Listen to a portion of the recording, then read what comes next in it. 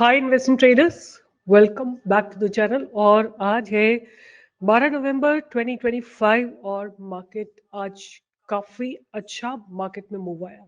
अगर हम बात करें कि आज एग्जैक्टली क्या हुआ, आप देखो हर एक सेक्टर में अच्छे मूव आए एक्सेप्ट स्लाइट मेटल और रियलिटी में थोड़ा थोड़ा सा नेगेटिव था, but otherwise India VIX has gone down by 3% and IT has given a beautiful breakout, right? IT, mid cap, auto, or auto is trying to cross the lifetime high, and pharma has also is kind of trying to go above the past barriers. There could be a good move coming up in a few days. और मुझे ऐसा लगता है कि अगर हम एक बार Nifty को देखें तो निफ्टी जो है फिर से कोशिश कर रही है अपने लाइफ टाइम हाई को ब्रेक करने की, राइट? लाइफ टाइम हाई इसने लगाया था एट अबाउट 26,275, राइट? एक बार चल के देखते हैं कि ऑप्शंस में किस तरह का डेवलपमेंट हुआ है आज की डेट में। सो यस, आपके सामने निफ्टी के ऑप्शन चेन लगा हुआ है।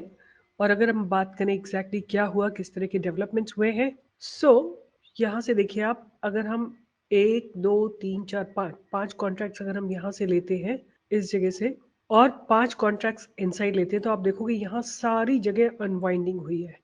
वरएज अगर हम पुट ऑप्शंस की बात करें तो 1 2 3 4 5 इन सब जगह जो है put writers have been quite aggressive. In fact अगर आप देखेंगे तो थोड़ा इन द मनी भी पुट राइटर्स एग्रेसिव है, राइट? तो ओवरऑल मुझे क्या लगता है देखने में कि मार्केट थोड़ा सा पॉजिटिव जोन में आ गए हैं। और जो अभी फ्रेश राइटिंग हुई है वो हुई है 25,900 के आसपास, जो है अच्छी खासी पुट राइटिंग हुई है। सो ओवरऑल निफ्टी का जो डेवलपमेंट है वो काफी पॉजिटिव नजर में आ रहे हैं।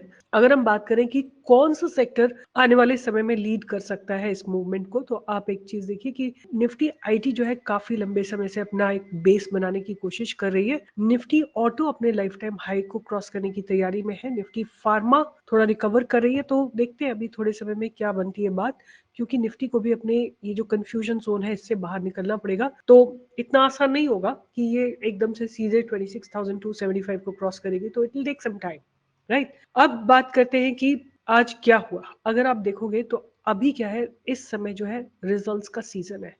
आप देखो बायोकॉन में क्या जबरदस्त ब्रेकआउट आया है, दिस इज बायोकॉन। और अगर आप, मैं आपको इसको शॉर्टर टाइम फ्रेम में दिखाती हूँ तो आप इसका ब्रेकआउट देखोगे, it didn't come in the morning, right? 12 तारीख है ये, इसका ब्रेकआउट आया है करीब समवेयर अराउंड यहाँ पे 125 के आसपास। 125 को जो इसने चलना शुरू किया, 388 जाके इसने 408 का हाई लगाया, राइट? एमएफएसएल, एमएफएसएल में तो मॉर्निंग के साथ ही ब्रेकआउट आ गया था। Adani enterprises beautifully blasted in the morning. BSc gave a breakout in the morning and then became a range bound thing. IndusInd Bank, right? What I want to show you कि ये सारे stock, Biocon, MFSL, Adani Enterprises, BSC, through my scanner I knew in the morning कि ये चलने वाले हैं, right?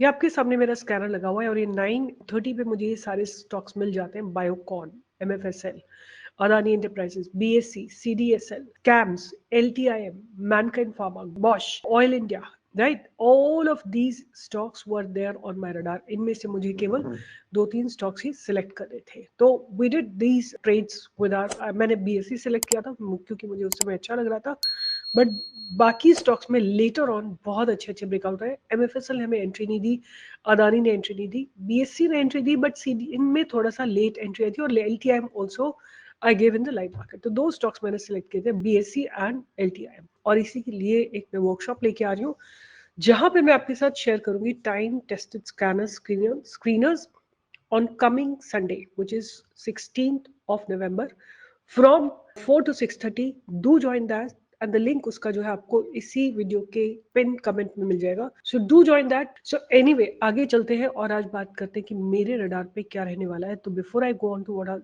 Is going to be on my radar, let me take you and go through the fundamentals. In fact, I'm not going to go through fundamentals of this particular company. मैंने आपको already दे रखी है, study कर रखे हैं आप लोगों के साथ, तो दोबारा से मैं रिपीट नहीं करूंगी।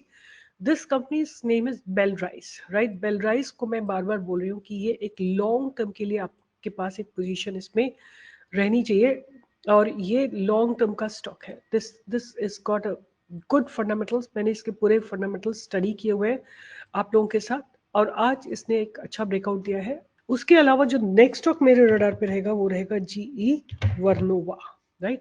This is the stock which I will be keeping on my radar. इसको मैं बार बार आप लोगों को बाय के लिए दे चुकी हूँ। एक बार 3000 पे दिया था, वहां से इसने जाके हाई लगाया था 3317 का, 10% मूव दिया था आपको बहुत बार। आप देखोगे जगह जगह, आप देखोगे मेरी ड्राइंग्स बनी हुई है इस पे। अभी फिर से यहाँ पे देखो, सबसे पहले आपको बाय के लिए दिया था at about 890। Now this stock is again getting ready to go in the upward direction. I was just talking to Perplexity and asking about how's this G Vernova doing. So G Vernova has reported exceptional growth, outstanding margin expansion, and sector-leading profitability over the past quarters. The company's robust order book, superb cash generation, and premium valuations make it a standout in the Indian power equipment and T&D market. So basically transmission and distribution में ये एक leading company है।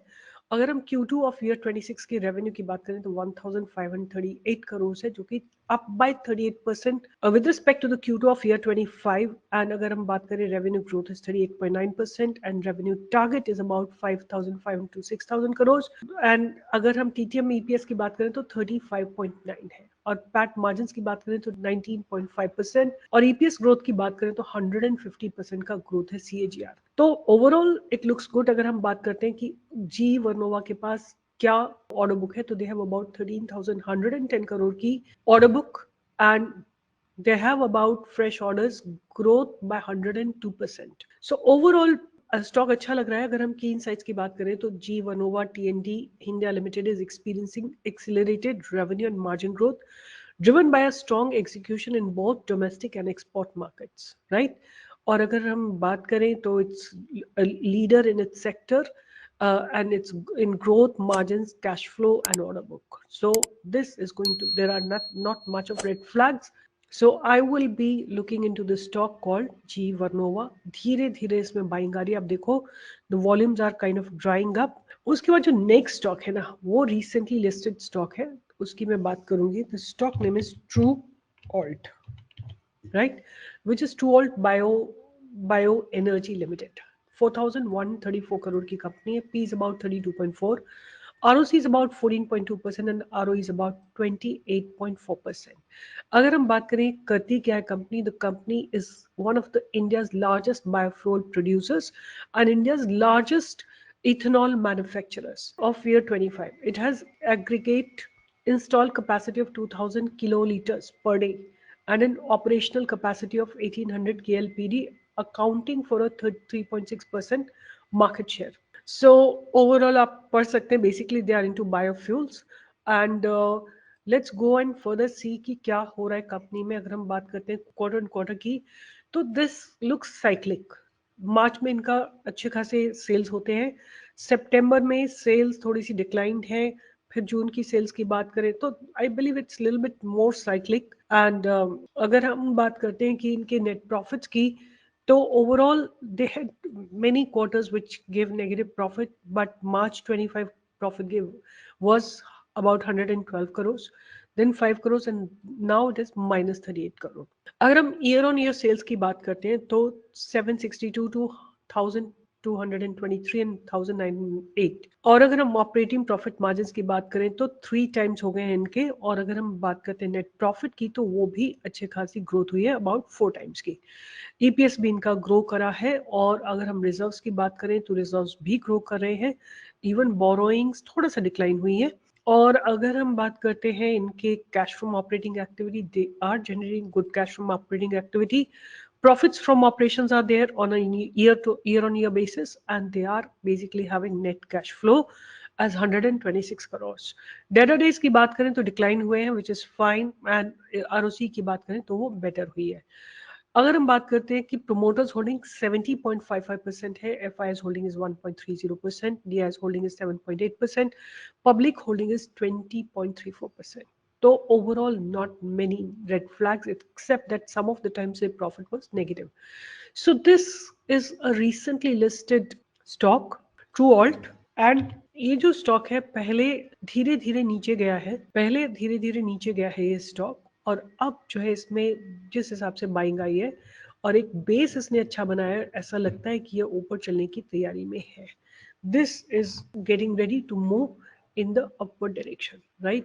तो Trualt को आप ध्यान में रख सकते हैं, but as I told you there is no holy grail, there is no certainty, there is no guarantee, right? मैंने एक स्टॉक जो मुझे बहुत अच्छा लग रहा था, स्ट्रक्चर्स वर गुड एंड अच्छा खासा वॉल्यूम डिप्लॉय हो रहे थे, दिया था आप लोगों को, बट नहीं चला, राइट? अगर आप लोगों ने कोई बड़ी पोजीशंस बना ली होती तो you would have been just, you know, a huge amount of capital must have been lost. But the thing is कि अगर आप लोगों को ये बात की समझ है, पहली बात तो मैंने आपको स्टॉप लॉस बोला था कि ये स्टॉप लॉस रहेगा 465 का या 466 का आपका स्टॉप लॉस रहेगा, उसके नीचे आपको कंपल्सरी एग्जिट करना था, राइट? अगर कोई स्टॉक में न्यूज आ जाती है, this is possible any time, right? ऐसा कुछ नहीं कि अगर कहीं पे भी हो सकता है, इसीलिए आई ऑलवेज से कि अपने स्टॉप लॉस को आप लोग ऑनर करिए, क्वांटिटी को छोटा रखिए, लॉस भी होगा तो छोटा होगा, प्रॉफिट भी होगा तो छोटा होगा, but what matters is the consistency. But वही है कि आप लोगों में से बहुत लोगों को इस बात का कोई फर्क नहीं पड़ता, आप लोगों को लगता है कि जो मैंने बोल दिया या इतने चल रहे हैं तो ये भी चल जाएगा, बट ऐसा नहीं होता है। पता ही नहीं लगता कि कौन सा स्टॉक चलेगा कौन सा नहीं चलेगा। अपनी तरफ से पूरी रिसर्च करते हैं, 100% एक एक चीज को चेक करते हैं, बट अनफोर्सिंग रीजंस हो जाते हैं जिसकी वजह से मार्केट के स्टॉक गिर जाता है। अब क्या पता है, हमें थोड़ी पता था कि ये ब्राइबरी दे रहे हैं या इनके रिजल्ट्स खराब आने वाले हैं, but the structure, the money deployment, the how it was looking was very very promising. This is why money management, risk management, trade management is so important, and that is what I keep endorsing and keep telling you again and again and again and again. ये नहीं है कि मेरी research गलत हो गई, मैं अपना 100% दिया, बट ये मार्केट में कभी भी किसी के साथ भी हो सकता है। आई ऑलवेज टेल यू कि market is made up of lot of energies, right? अब मेरी एनर्जी में मैंने इसको यही फाइंड आउट किया कि पॉजिटिव डेवलपमेंट हो रहा है, बट इसके अंदर क्या हो रहा है, कंपनी के अंदर क्या हो रहा है, I have no idea, right? तो I hope you all have booked your loss, और I have hope you have exited at the stop loss, and I'm sure somewhere else you'll be able to recover your money. And with this, I'll be signing off, and do join me for live trading every day from 10 to 11. I'll try doing best of my research so that you all can make. Bye bye, take care. और अगर आपको मेरा काम पसंद आता है तो हम सब दीजिए, लाइक करिए, शेयर करिए, सब्सक्राइब।